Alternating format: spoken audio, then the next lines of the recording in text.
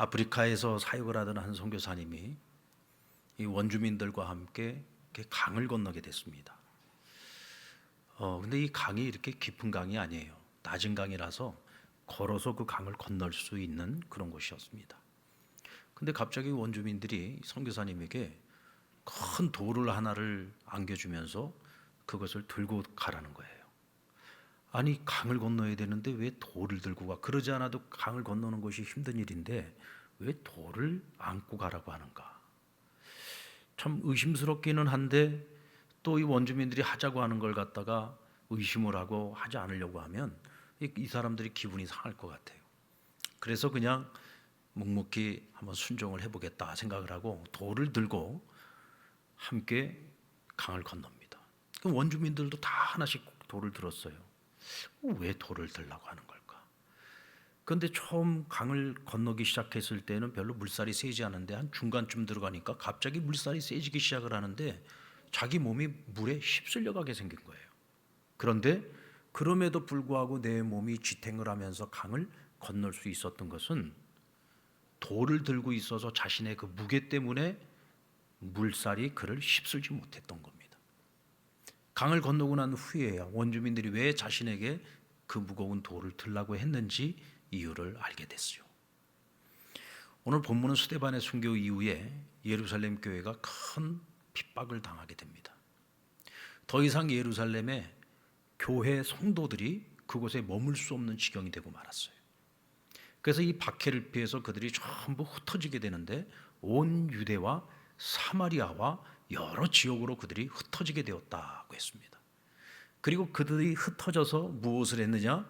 가는 곳마다 복음을 전하기 시작했다는 거예요. 당시 예루살렘 교회 교인들에게는 이것이 참 이해가 되지 않는 것 중에 하나였습니다.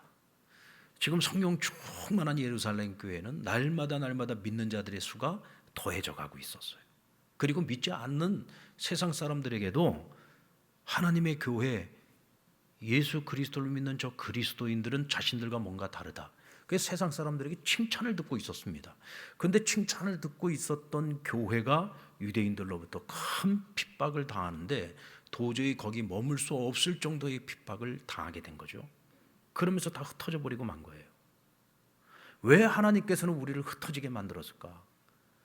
하나님께서 성령의 충만함을 부어주셔서 교회가 이렇게 흥왕하고 날마다 부흥을 하고 있는데 왜 스데반과 같은 훌륭한 일꾼을 죽게 만드시고 교회로 하여금 이렇게 다 흩어지게 만들었을까?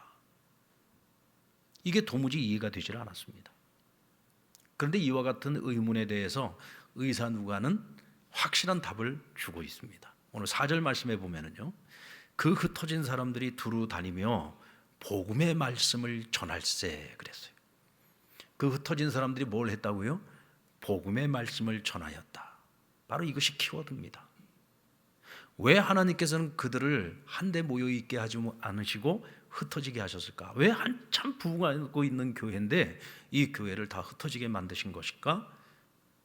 선교하도록 하시기 위해서, 흩어져서 복음을 전하게 하시기 위해서 어쩔 수 없이 하나님께서 핍박을 통해 그들을 흩어놓으셨다는 거죠. 사도행전 1장 8절 말씀이 뭡니까? 오직 성령이 너희에게 임하시면 너희가 권능을 받고 예루살렘과 온 유대와 사마리아와 땅끝까지 이르러 내 증인이 되리라 하시니라. 하나님께서 교회를 이 땅에 세우신 목적이 뭐예요? 복음 전파입니다. 복음 전파죠. 왜요? 복음만이 사람들을 구원에 이르게 할 수 있으니까. 이 복음을 위해서 하나님께서는 오랜 세월 동안을 약속하셨고 그 약속을 이루시기 위해서 하나님은 일하고 계셨잖아요. 그 결과가 예수 그리스도로 말미암는 구원의 역사, 기쁜 소식, 복음입니다. 그런데 이 복음은 누군가가 전해줘야지 된단 말이죠. 이 복음은 유대인들만을 위한 것이 아니었습니다. 하나님께서는 이 모든 이방인들도 복음으로 말미암아 다 같이 구원을 얻게 하시기를 원하셨죠. 그래서 땅끝까지 나아가서 복음을 전파하라고 사명을 주셨던 겁니다. 그런데 문제는 예루살렘 교회가 날마다 흥왕하고 부흥은 하고 있었지만 그들이 나가서 적극적으로 복음을 전하지는 않았다는 거죠. 예루살렘에만 머무는 겁니다.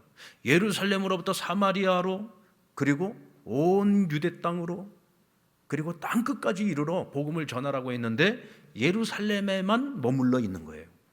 자기네 교회가 부흥하고 있는 것으로만 만족하고 있었던 것이죠.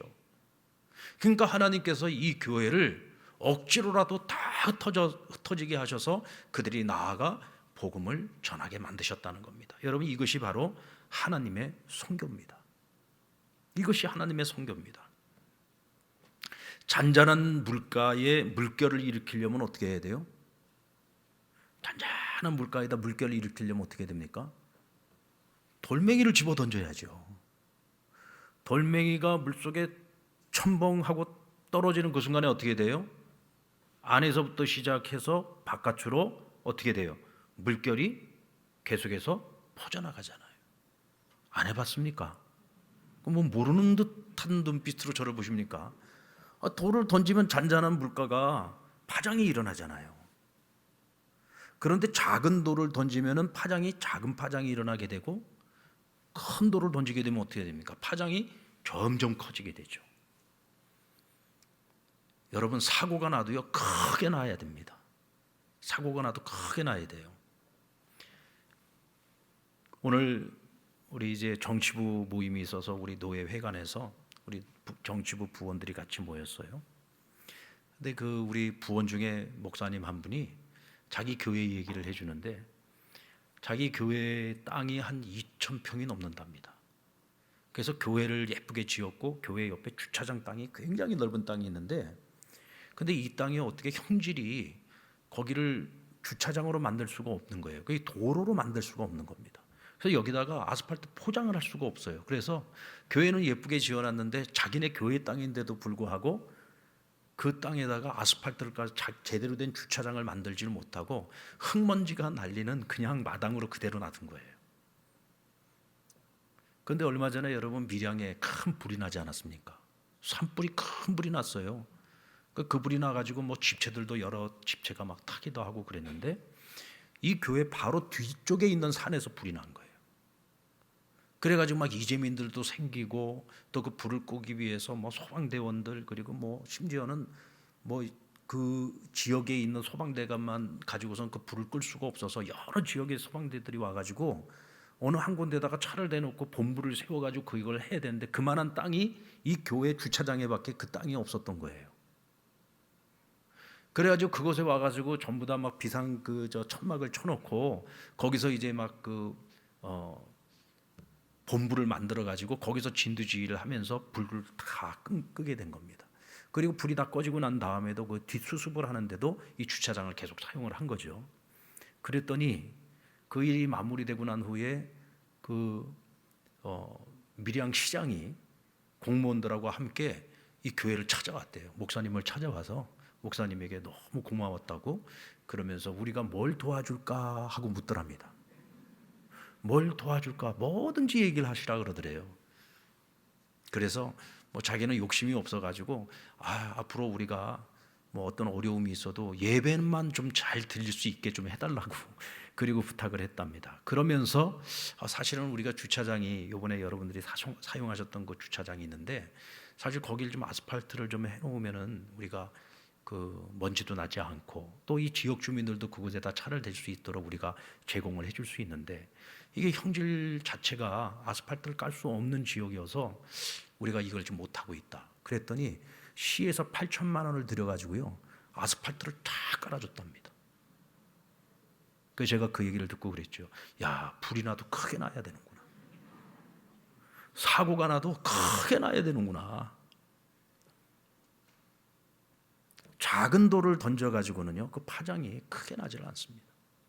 하나님께서 오죽했으면은 스데반과 같은 훌륭한 집사가 복음을 전하다가 순교를 당하게 하시고, 또 그 일로 인해서 하나님의 교회가 핍박을 당하게 했단 말이에요. 그런 큰 핍박 속에서 그들이 흩어질 수밖에 없는데, 워낙 핍박이 거셌기 때문에 그냥 옆 동네로 도망가서는 안 되는 거예요. 더 멀리 그들이 흩어져야 했던 거죠. 여러분, 이것이 바로 하나님의 방법이라는 거죠. 하나님의 선교에서 우리가 깨달아야 될 가장 중요한 원리는요, 피동적이고 억압적인 사건 속에서 자의적인 의미를 찾아내야 한다는 겁니다. 말이 조금 어렵죠? 여러분, 예루살렘에 미친 이 대핍박은 자의에 의한 것이 아니잖아요. 원치 않게 타의에 의해서 억압을 당하고 핍박을 당하고, 그들이 흩어진 것도 원해서 흩어진 것이 아니죠. 살기 위해서 어쩔 수 없이 흩어지게 된 겁니다. 그런데 그들은 흩어져서 그들이 머물게 된 그 땅에서 무엇을 했느냐? 복음 전했어요. 그런데 이 복음을 전한 것은 타의에 의해서 전한 것이 아니죠. 억압에 의해서 전한 것이 아닙니다. 본인들이 흩어져서 있었던 그 자리에서 스스로 자의적으로 복음을 전한 겁니다. 이 얘기는 무슨 얘기냐면, 왜 하나님께서 우리를 여기까지 오게 하셨을까? 왜 우리를 흩어지게 하셨을까? 나를 여기 보내신 이유가 뭘까를 생각을 하면서, 이것이 하나님의 부르심이었구나라고 하는 것을 깨달은 거예요. 그냥 너희는 예루살렘에만 머물러서는 안 돼. 이제는 너희가 가지고 있는 그 복음을 가지고 온 세상 땅끝까지 가서 복음 전해야지 돼. 그런데 내가 머문 곳이 사마리아예요. 그럼 이 사마리아에서 복음을 전해야 되는 거예요. 소아시아 지역이에요. 그럼 소아시아 지역에서 복음을 전해야 되는 거예요. 수리아 안디옥이에요. 그럼 수리아 안디옥에 가서 복음을 전해야 되는 거예요. 근데 그것을 그들이 깨달았다는 겁니다. 이것이 하나님의 뜻이었구나. 부르심의 사명을 깨닫게 된 거죠. 그래서 그들은 자의적으로 복음을 전하게 됐다는 겁니다. 그래서 여러분, 우리는 항상 내가 여기 있는 이유를 하나님께 물어야 됩니다. 왜 하나님께서 나를 이 창원 땅에 오게 하셨을까? 사실 이 창원이라는 지역은 고향이 창원이신 분들이 별로 없어요. 보면 다들 전국 각지에서 모여든 거잖아요. 여기 창원분 손 들어보세요. 창원분. 내 원래 고향이 창원이다. 곧 보세요. 지금 3명밖에 없잖아요. 4명. 내가 다 아는 분들이에요. 그분들. 네. 우리 상남교회에서도요, 정말 이 창원, 오리지널 창원, 이 창원에서 태어나서 창원에서 살아오신 분들이요, 정말 극히 소수입니다. 몇 분 안 돼요. 다 전국에서 모여든 사람들이거든요. 아마도 그곳을 떠나서 이곳 창원으로 내려올 때 왜 내가 창원으로 가야 하나, 그러고 오신 분들도 계실 거예요. 왜? 창원이 대체 어떤 곳인지 어디에 붙어 있는지도 모르고 오신 분들도 많이 있거든요. 사실 저도 그랬어요. 저도 창원에 내려올 때 창원이라는 동네는 전혀 알지 못했습니다. 부름받아 나선 이 몸 어디든지 가오리다.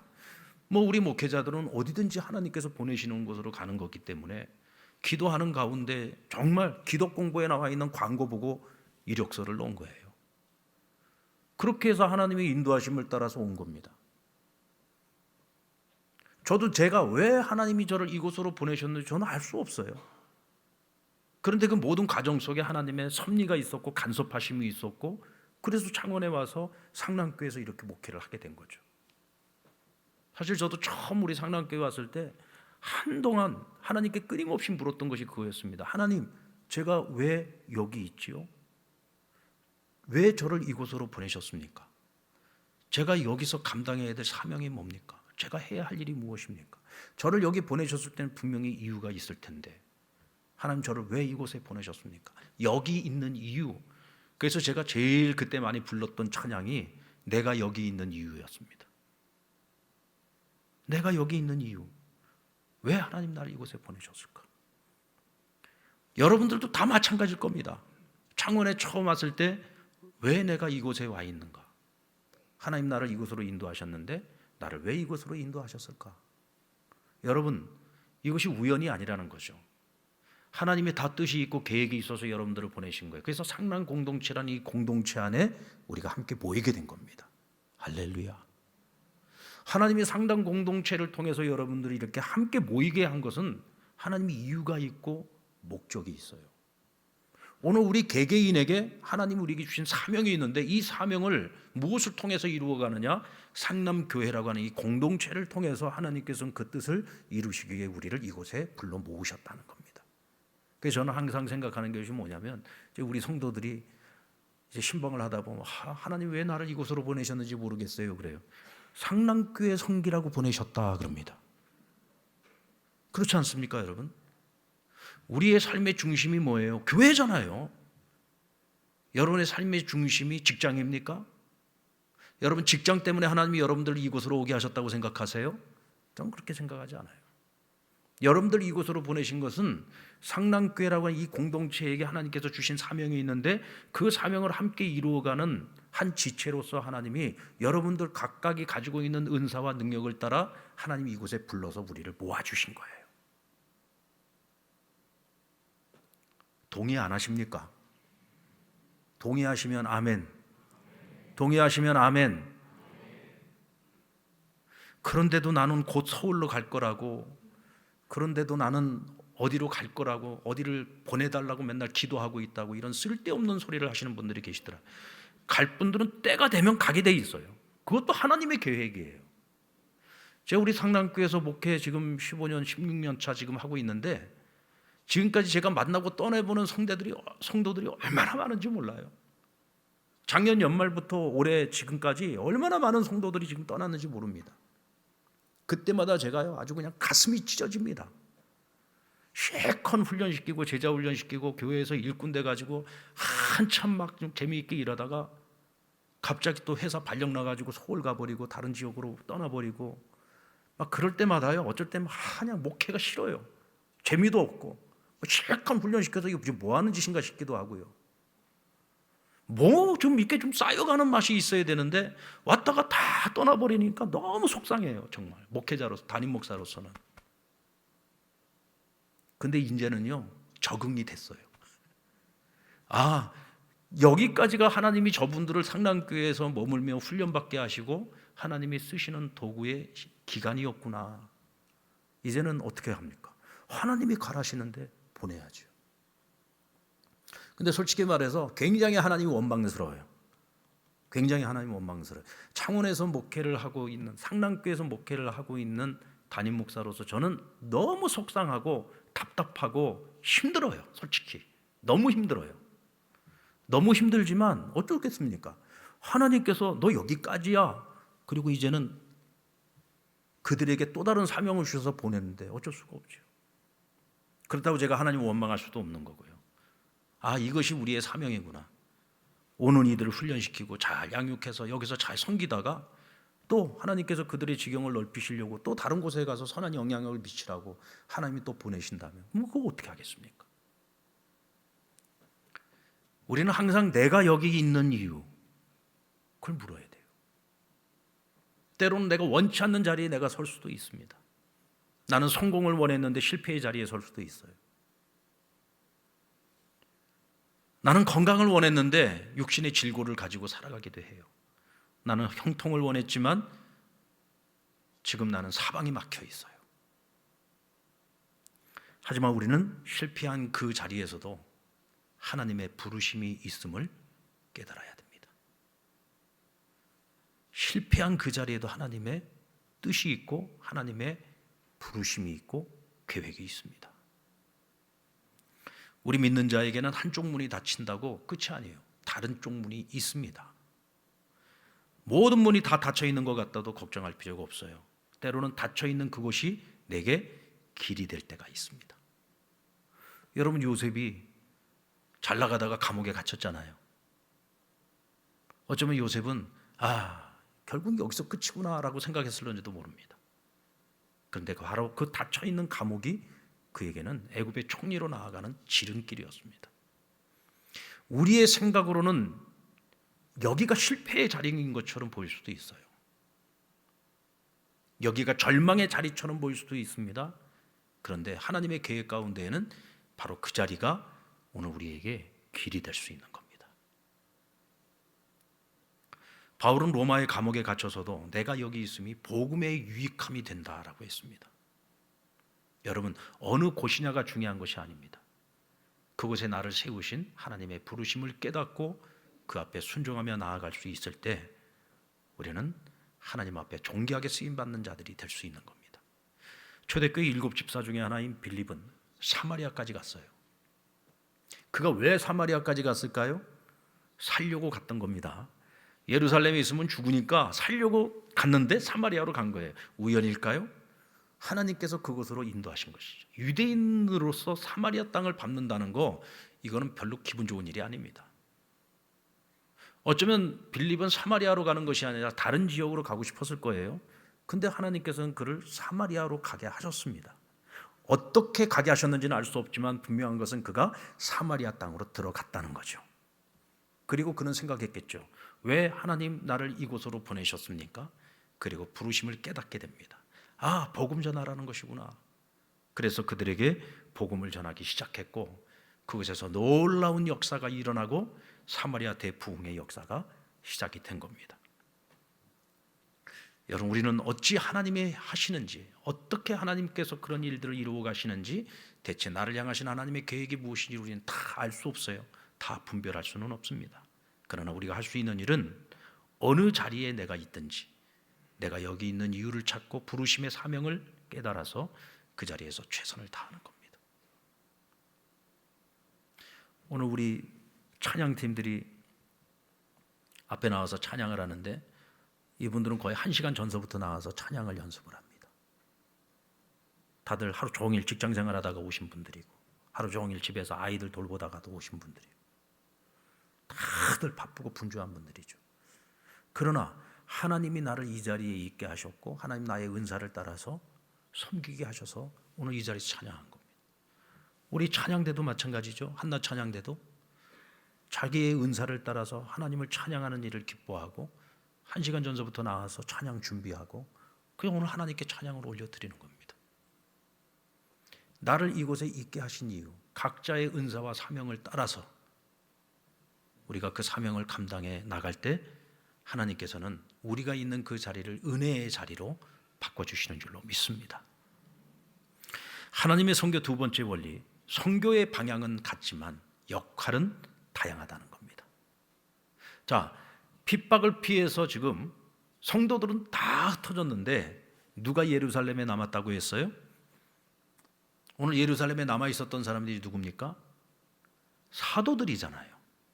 사도들은 예루살렘에 남아 있었는데 성도들은 다 흩어져서 각기 가 있는 그곳에서 복음을 전했다 그랬습니다. 자, 1절 말씀 보세요. 사도 외에는 다 유대와 사마리아 모든 땅으로 흩어졌더라. 자, 그러면 사도들은 왜 핍박을 피해 예루살렘을 떠나지 않았을까요? 이제 신학자들은 세 가지 의견을 얘기합니다. 첫 번째 의견은 예전에 예수님 붙잡히셨을 때 그들이 다 도망갔잖아요. 우리가 어떻게 또 도망을 가냐? 성도들은 살기 위해서 떠날지라도 우리는 여기를 끝까지 지켜야지 된다. 예수님께 빚졌던 마음을 가지고 사명감을 가지고 그 자리에 남았다라고 해석을 하는 분들이 있고요. 또 한 그룹에서는 그래도 사도들이다. 그래도 이제 그들은 죽으면 죽으리라. 그래도 예수님의 제자들 아닙니까? 사도 아닙니까? 그래서 사도로서의 책임감을 가지고 그 자리에 남아 있었던 것이다. 가장 설득력 있는 해석은 핍박 중에 떠나지 못한 성도들이 있었는데 그 성도들이 어려움을 당할 때 그들을 섬기기 위해서, 그들을 돌봐주기 위해서 사도들은 예루살렘에 남아 있었다라고 해석을 합니다. 이 세 가지 해석이요, 나름대로 다 의미가 있어요. 그럴듯한 이야기들입니다. 어쩌면 이 세 가지 이유가 전부 다 함께 어우러져 있다고도 할 수 있겠죠. 근데 여기서 가장 중요한 것은 뭐냐면 지금까지 열심히 교회를 세우고 성도들을 돌보고 그들을 말씀으로 양육하고 그들을 섬겼던 사도들이 예루살렘에 남았다는 겁니다. 그들이 예루살렘에 남았고 또 열심히 양육받고 훈련받고 제자가 된 이 성도들은 다 흩어져서 그들이 복음 전하는 사명자들이 되었다는 거예요. 어떻게 보면 사도들이 땅끝으로 다 퍼져나가서 복음을 전해야 될 것 같은데 하나님께서는 의외로 그들은 예루살렘에 남겨두시고 훈련받은 성도들을 세계 곳곳으로 쫙 흩어지게 만드셔서 그들을 통해서 복음을 전하게 하셨다는 거죠. 하나님 왜 그렇게 하셨는지 우리는 잘 모르겠어요. 근데 분명한 것은 이것이 하나님의 계획이라는 겁니다. 근데 저는 목회를 해보니까 조금 이해를 할 수 있을 것 같아요. 사도들은 오늘날로 말하면 목회자라고 할 수 있습니다. 예루살렘 교회 성도들은 오늘날의 우리 성도들, 평신도들을 말하는 거죠. 여러분, 복음을 전함에 있어서는요, 사실 목회자들은 늘 교회 안에서 성도들을 가르치고 양육하고 예배를 집례하고 하나님 말씀을 준비하고 말씀을 가르치고 말씀을 선포하고 사실은 우리는 성도를 섬기는 일을 합니다. 우리가 세상에 나가서 믿지 않는 사람들하고 만나고 그들과 어떤 조직 속에서 함께 어울리고 하는 그런 만남들을 우리는 거의 가질 시간이 없어요. 그러니까 주로 우리는 늘 믿는 사람들을 만나고 믿는 사람들과 또 교회를 지금 이끌고 있는 교회 지도자들과 만나서 그렇게 주로 관계를 맺고 살아가죠. 근데 우리 성도들은 늘 하루 종일 살아가면서 만나는 사람들이 전부 뭐예요? 세상에 속한 사람들입니다. 특히나 이 지역은 믿는 사람들이 적으니까 맨 믿지 않는 사람들하고 늘 만나고 그들과 교제하고 함께 일을 하면서 살아가죠. 여러분, 우리가 복음을 전한다라고 할 때는 믿는 사람에게 전하는 게 아니잖아요. 믿지 않는 사람에게 전하는 거잖아요. 여러분들이 하고 있는 직업, 여러분들이 하고 있는 일, 여러분들이 살아가는 삶의 자리, 그것은 세상이에요. 그래서 교회에서 함께 모여서 말씀을 듣고 은혜 받고 말씀으로 훈련 받고, 그래서 우리의 사명이 무엇인지를 깨달아서 주신 사명을 가지고 복음을 믿지 않는 세상 속에서 믿지 않는 사람들에게 전하는 삶을 살아가는 거죠. 제가 가끔 말씀드리지 않습니까? 저는 그래서 목사의 상급보다 성도들의 상급이 더 클 거라는 생각을 많이 해요. 왜요? 복음을 전할 수 있는 기회가 훨씬 많거든요. 훨씬 더 많은 사람들을 믿음의 세계로 이끌어줄 수 있는 역할을 할 수 있는 기회가 여러분들에게 훨씬 많습니다. 하나님께서 사도들을 예루살렘을 지키게 하시고 성도들을 다 흩어지게 한 것은 그들이 가지고 있는 각자의 직업을 가지고서 가는 곳곳마다 비즈니스 선교사가 되어서 그곳에서 만나는 믿지 않는 수많은 이방인들에게 복음 전하라는 거예요. 이것이 하나님의 선교죠. 어느 평신도 선교사님에게 들은 이야기인데 이분이 굉장히 잘 나가는 사업가였어요. 그래서 이분은요, 굉장히 신실한 사람이 믿음이 좋은 분이었습니다. 선교에 대한 사명도 있었어요. 그래서 나는 하나님이 이렇게 돈을 잘 벌게 하셨고 나에게 많은 재산도 주셨으니까 나에게 보내는 선교사의 사명을 주셨는가 보다. 그래서 이분이 개인적으로 선교사들을 많이 보내고 선교사들 많이 후원을 해요. 또 선교사를 위해서 기도도 많이 하고 여러 가지 모습으로 도와줍니다. 근데 이분이요, 어느 날 보니까 자기가 보내는 선교사에서 어느 날 자기가 가는 선교사가 돼 있더라는 거예요. 그래서 자기가 정말 세계 곳곳을 다니면서 이제는 가서 전하는 선교사의 노릇을 하고 있더라는 겁니다. 그러니까 우리는 나의 생각을 가지고 이것이 나의 사명이야 라고 생각을 했는데 하나님께서는 아니야, 너 그게 아니야, 너는 이것이 너의 사명이야 라고 우리가 전혀 생각하지 못했던 길로 우리를 인도하실 때가 있다는 거죠. 나는 예루살렘에 남고 싶어요. 그런데 아니야, 너희는 떠나야 돼. 너희는 가서 전해야 돼. 주님, 우리는 땅끝까지 가서 전해야 되는 사도들이 아닙니까? 우리가 가겠습니다. 그런데 주님께서 아니야, 너희가 이번에는 예루살렘에 머물러야 돼. 주님께서 머물러 하시면 머물러야 되는 거고 가라면 가야 되는 것이죠. 그것이 여러분 부름받은 자들의 사명 아니겠습니까? 오늘 본문 2절에 보면은요, 경건한 사람들이 스데반을 장사하고 위하여 크게 울었다라고 말씀합니다. 여기서 경건한 사람은 신실한 크리스천을 말하는데 이들이 스데반의 죽음을 슬퍼하고 크게 울었다고 했어요. 여러분들, 동료가 죽었습니다. 당연히 슬픈 일이죠. 당연히 울어야죠. 그런데 이 울음이 너무 길어지면 안 된다는 겁니다. 울음이 너무 길어지면 안 돼요.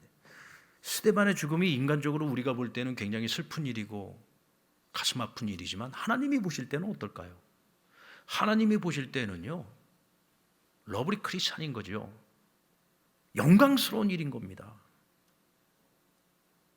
그러니까 우리가 슬퍼는 하지만 이 슬픔이 너무 길어지면 안 돼요. 그건 어쩌면 하나님께 불경죄가 될 수도 있습니다. 오히려 나는 저 스데반처럼 복음을 위해서 살다가 스데반처럼 저렇게 죽지 못한 나를 위해서 오히려 눈물을 흘릴 수 있어야 된다. 결국은 나를 위한 눈물을 좀 남겨둘 필요가 있다는 겁니다. 제가 지난주에도 말씀드렸었던 것처럼 사울은 그 자리에 있었어요. 사울은 스데반이 당연히 맞아 죽어 마땅하다고 생각을 했습니다. 하지만 그는 나중에 주님을 만나고 난 이후에 바로 이 스데반이 자신의 삶의 롤 모델이 되었습니다. 사울은 비록 기독교를 핍박하는 사람이었지만, 그러나 스데반이 복음을 위해서 천사와 같은 얼굴을 가지고 죽는 그 모습을 그의 마음속에 기억하고 있었어요. 그리고 주님을 만나고 그의 인생이 변화되어졌을 때에는 자기가 핍박했던 스데반이 자신의 삶의 롤모델이 되었던 겁니다. 여러분, 그런데 우리가 그 스데반을 보면서 슬퍼합니까? 어쩌면 우리는 그 스데반과 같은 인생을 살지 못하고 있는 우리 자신을 부끄럽게 여길 수 있어야 되고, 그렇게 살지 못하고 있는 나를 위한 눈물을 좀 남겨두었다가 언젠가 때가 되면 우리도 그와 같은 삶을 살기 위해서 더 적극적으로 노력하는 삶을 살아가야 할 것입니다. 여러분, 스데반은요, 뭐 특별한 사람이었던 것은 아닙니다. 우리와 똑같은 그리스도인이었고 성도였고 열심히 있는 신앙인이었습니다. 그가 우리보다 좀 더 잘했던 것이 있다면 그는 복음 전하는 일을 위해서 자기 생명도 아끼지 않았다는 거죠.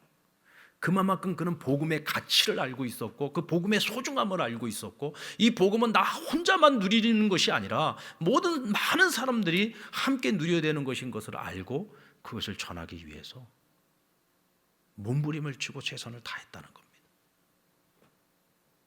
하나님께서는 그를 그렇게 사용해 주셨습니다. 여러분, 바라기는 오늘 저와 여러분에게도 그런 사명, 하나님께서 주신 사명을 주어진 그 자리에서 자기 역할을 따라 잘 감당할 수 있는 저와 여러분 될 수 있기를 주의 이름으로 축원합니다. 하나님의 선교 세 번째 원리는 사람을 준비시킨다는 겁니다. 여러분들 3절 말씀에 보면 사울이 교회를 잔멸할 때 각 집에 들어가 남녀를 끌어다가 옥에 넘기니라.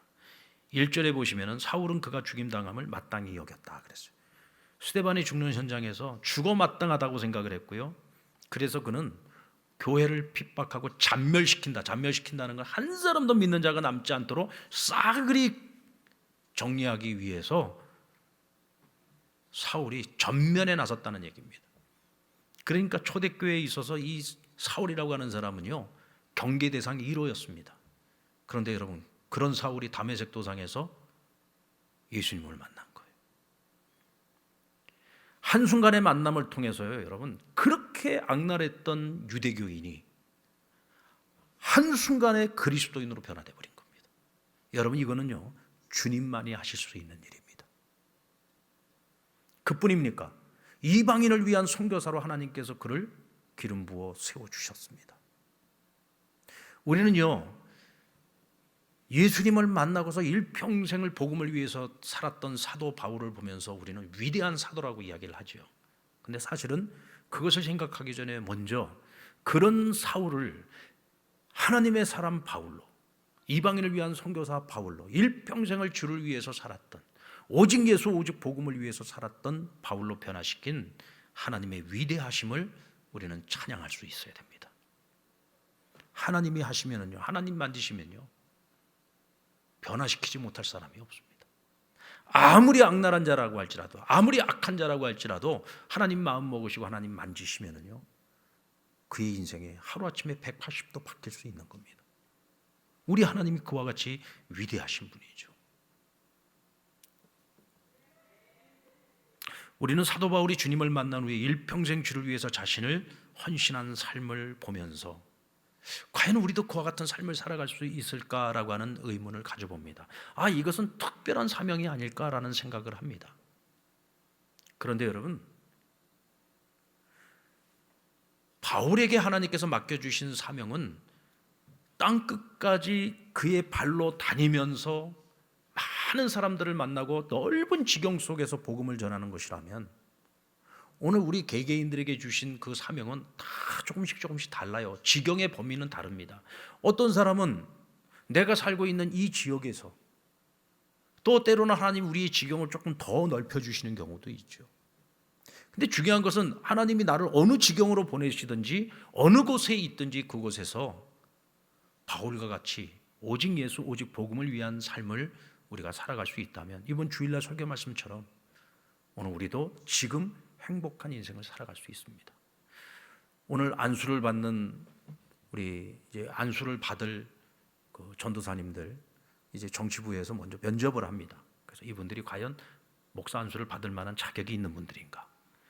이제 면접을 보는데 제가 이제 정치 부장이라서 그 이제 면접을 제가 같이 이제 주최를 하면서 우리 장로님 한 분하고 목사님 한 분에게 각각 질문을 드렸어요. 이런 질문을 하라고. 제가 이제 마지막 결론을 내리면서 이런 질문을 드렸습니다. 전도사님들, 하나님께서 부르셔서 이제 목사의 길을 걸어가야 되는데 꼭 묻고 싶은 게 있습니다. 지금 행복하십니까? 지금 행복하십니까? 근데 다들 행복하다 그래요. 그래서 제가 무슨 답을 얻기를 원하는지 아니까 지금 행복합니다. 왜 행복하십니까? 그때 대답을 잘 못하시더라고요. 그래서 제가 결론을 말씀드렸죠. 바울 선생님은 오직 예수 오직 복음이라는 기준을 위해 다른 걸 버렸습니다. 그래서 다른 것이 없어도 다른 것을 갖지 못했어도 오직 예수 오직 복음 하나만으로도 그는 지금 행복한 삶을 살았습니다. 목회자의 길을 걸어가는 우리도 그 마음 없이는 그 길 걸어갈 수 없습니다. 목회가 점점 더 힘들어지는 환경 속에서 우리는 목회를 해야 합니다. 목회를 하면서 걸어가는 그 길은 결코 만만한 길이 아닙니다. 정말 하루에도 12번도 때로는 포기하고 싶을 만큼 힘들고 어려운 그런 순간들이 찾아올 수도 있습니다.